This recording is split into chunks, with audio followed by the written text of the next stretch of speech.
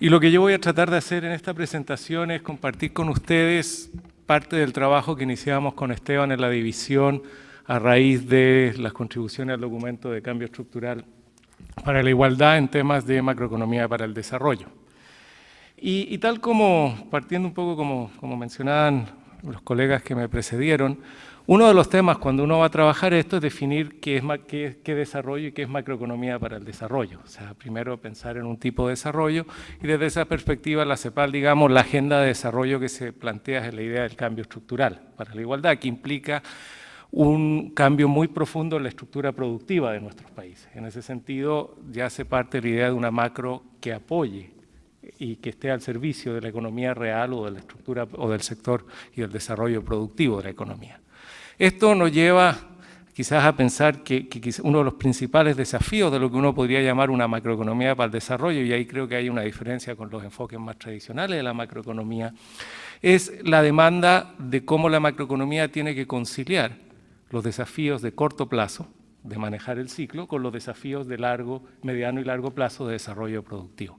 Y creo que eso hace una diferencia importante en la aproximación más tradicional a la macro, que tiende a mirar más bien una perspectiva más del manejo del ciclo, del corto. Entonces, desde esa perspectiva, nuestra preocupación y definición de hacia dónde avanzar una macro para el desarrollo es una macroeconomía que tiene que conciliar los desafíos del manejo del ciclo con las necesidades de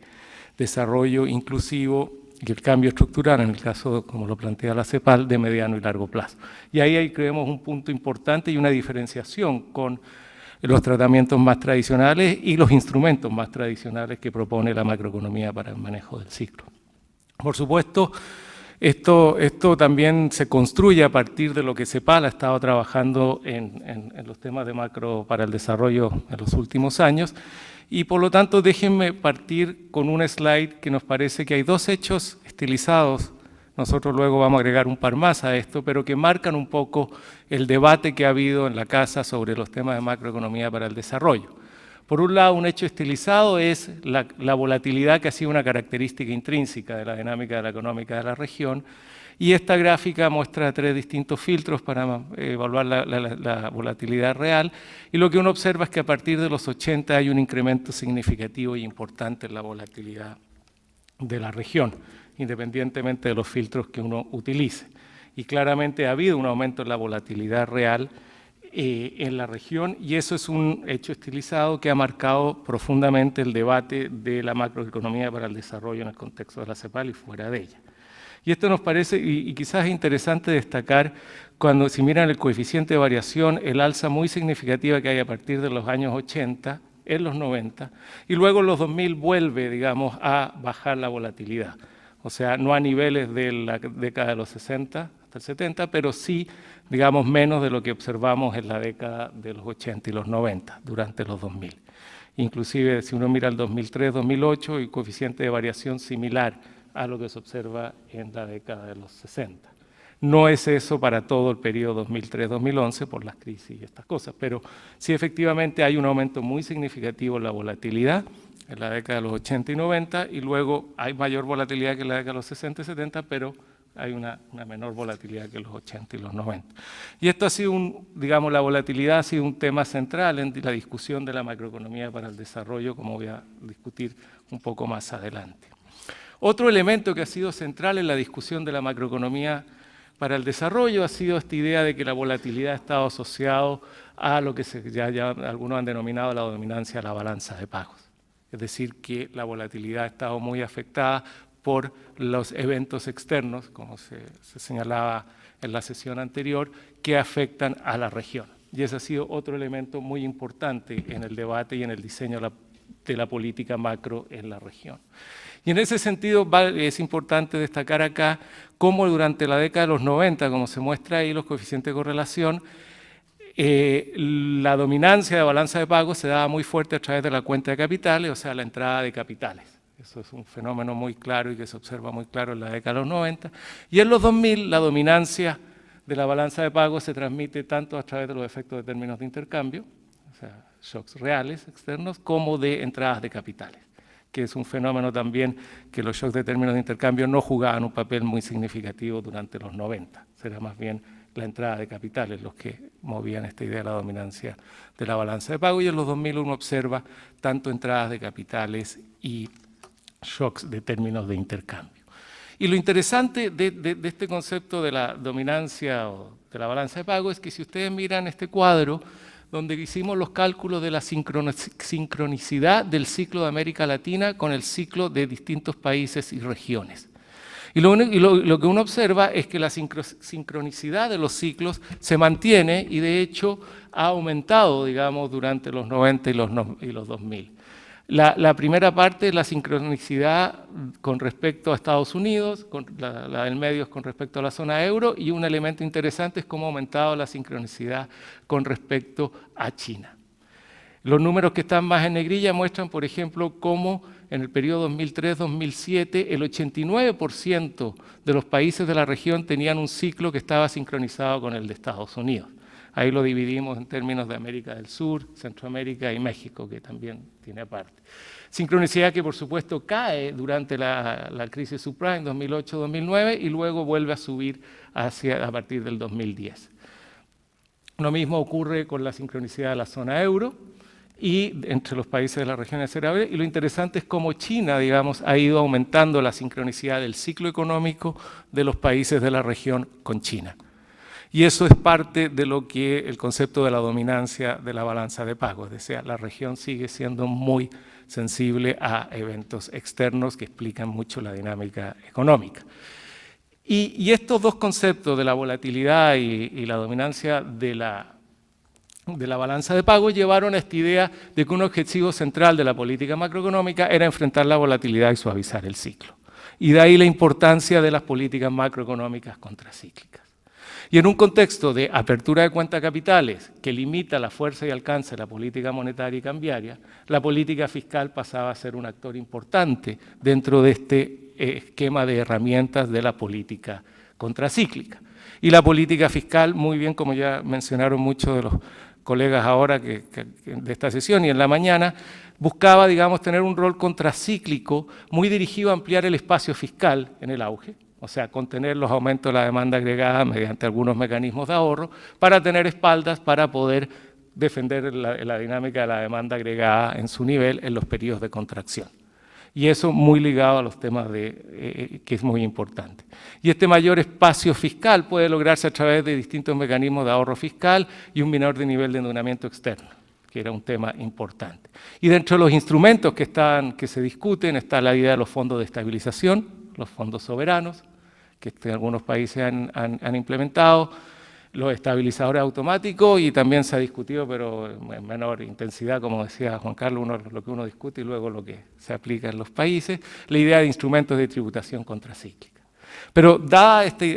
esencia de hecho estilizado, volatilidad, dominancia de balanza de pagos, la política macro tenía un rol central para apoyar la estabilidad como una contribución importante a la macroeconomía para el desarrollo y al desarrollo de largo plazo.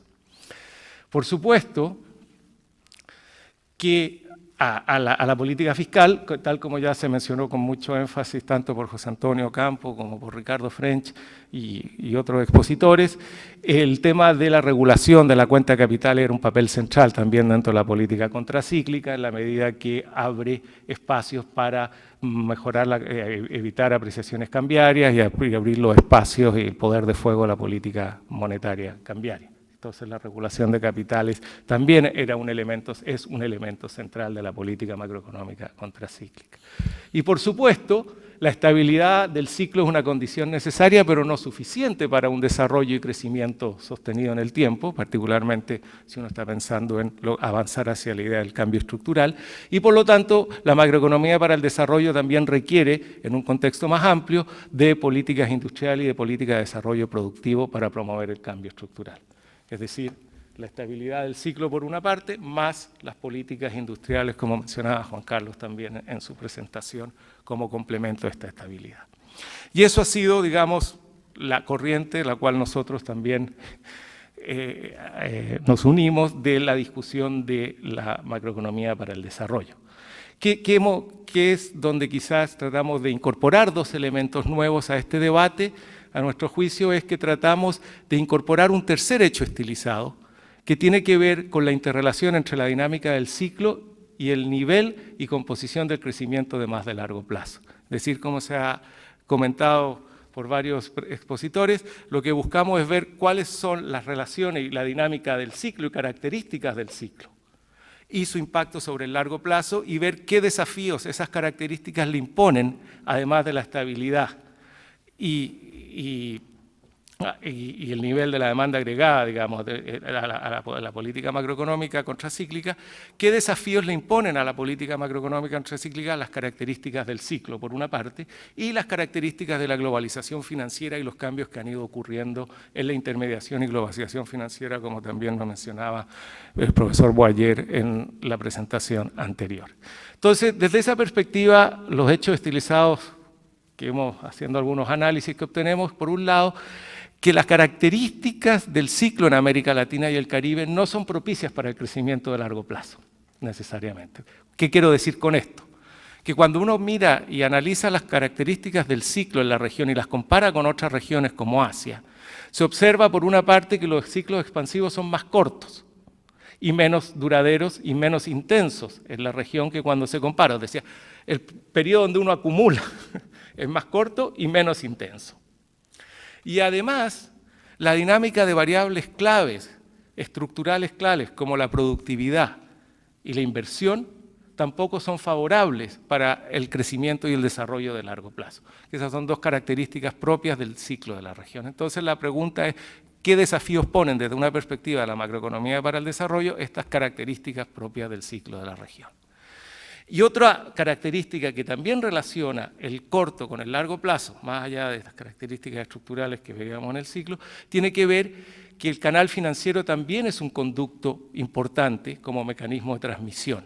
entre el ciclo y el crecimiento de largo plazo. Y lo que uno observa hoy día es que han habido cambios en la intermediación financiera muy profundos que complejizan la relación entre la dinámica del crédito, el producto y la estabilidad financiera. Y que ya no necesariamente observamos que el crédito es exógeno a la dinámica del producto o a la estabilidad financiera, como uno a veces asumía en los 90, que venía un shock externo positivo, eso se traducía en un aumento del crédito doméstico y ese aumento traía los problemas de la demanda agregada y ese tipo de cosas, y ahí la importancia de la regulación financiera, que sigue siendo importante. Pero lo que uno observa es que los cambios en la intermediación financiera han hecho que no es obvio detectar que hay momentos en que el crédito doméstico puede ser endógeno o exógeno a la dinámica del ciclo. ¿Ya? Y eso también nos parece que es un elemento importante de evidencia que le pone desafíos a la política macroeconómica, la macroeconomía para el desarrollo en este contexto. Esta gráfica que viene, perdón, se me saltó, no. Bueno, ahora va a venir más tarde, perdón.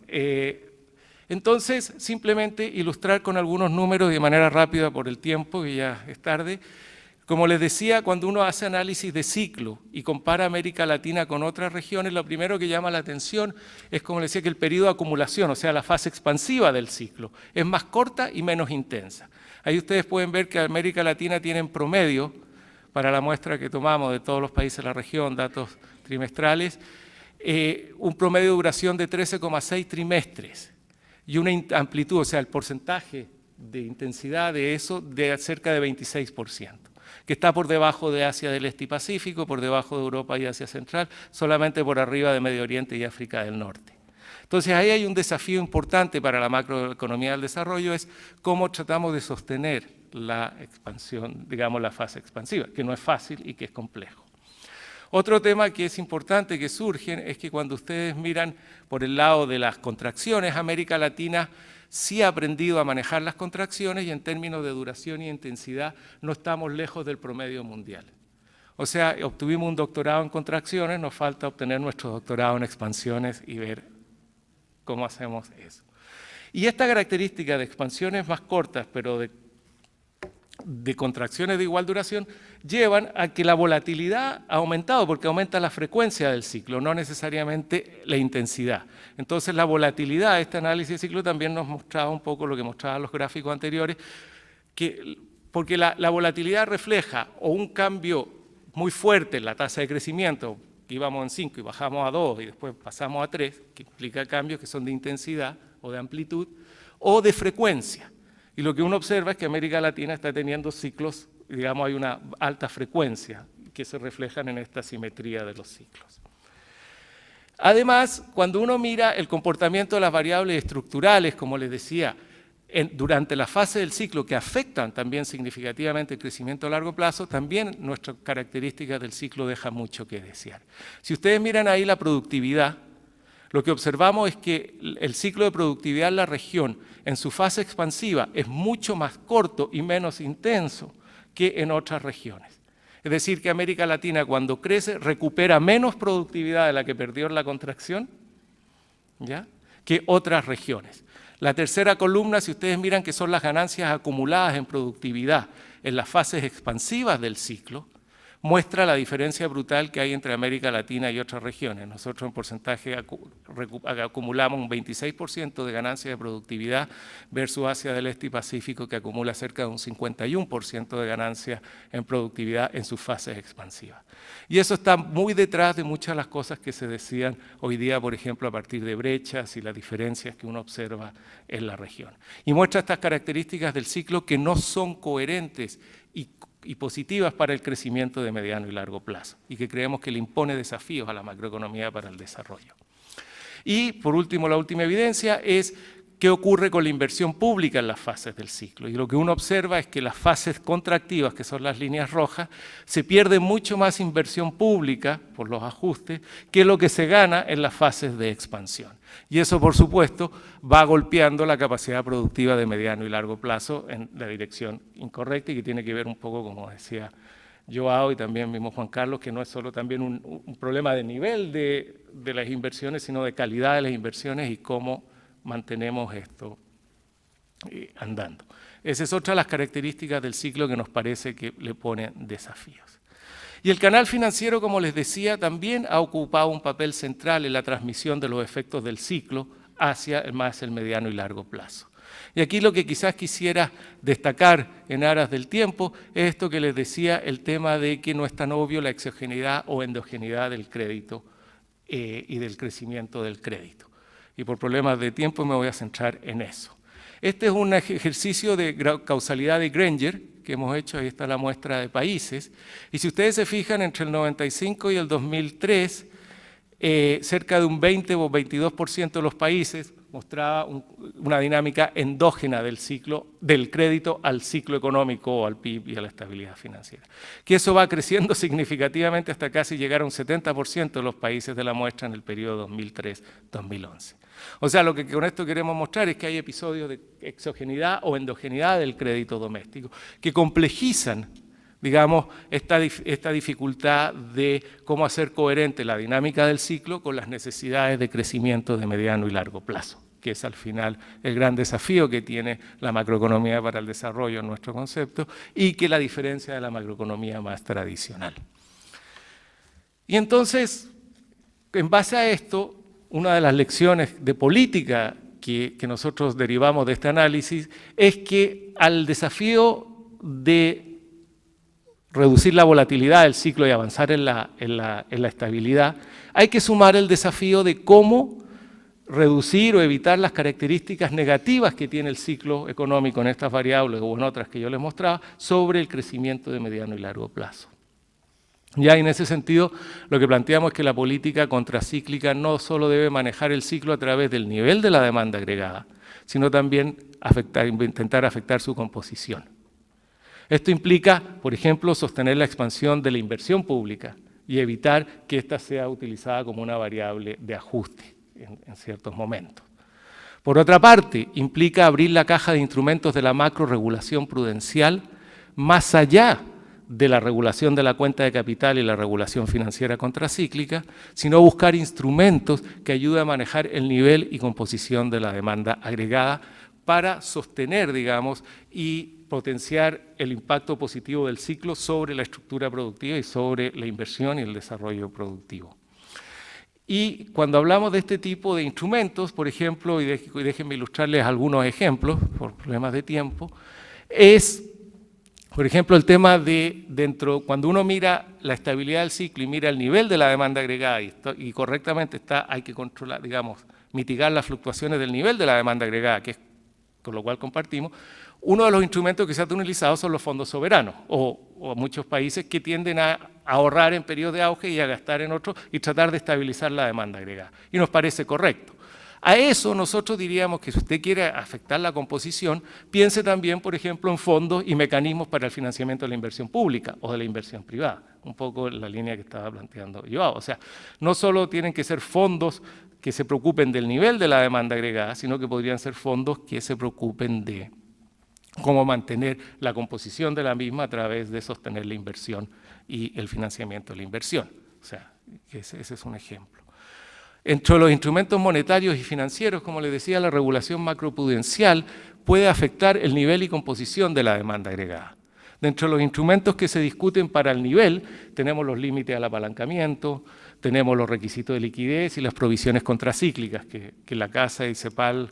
en ese sentido fue uno de los primeros, si no el primero en América Latina, de plantear las regulaciones financieras contracíclicas en el contexto de la región,